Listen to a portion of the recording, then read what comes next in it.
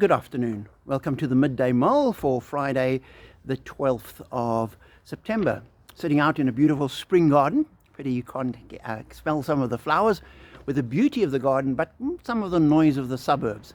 However, we continue to work our way through Paul's second letter to the Corinthians. Well, beginning to read it today, chapter 1. And in verse 15, Paul says, "Because I was confident of this, I wanted to visit you first, so that you might benefit twice.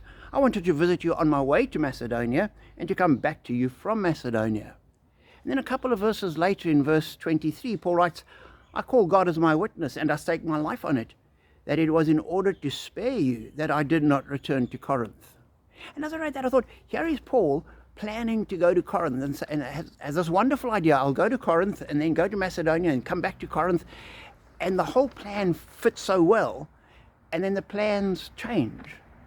And it made me realize that that's part of how life works, that no matter what our plans are, they never cast in concrete. With God, things can change. And it's not that we haven't thought things through carefully enough, or we haven't prayed, because surely, if anyone was aware of God's leading and God's presence and what God was doing, it was Paul.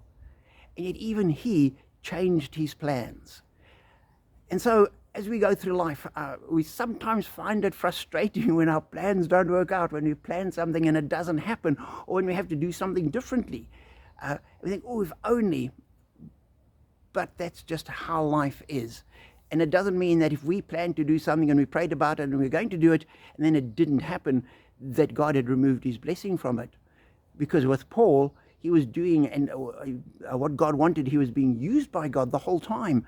And yet his plans changed as situations changed. So be encouraged to know that life is complex, and life is difficult, and life sometimes throws us curved balls, and we plan to do A and end up having to do B. But that's part of our life.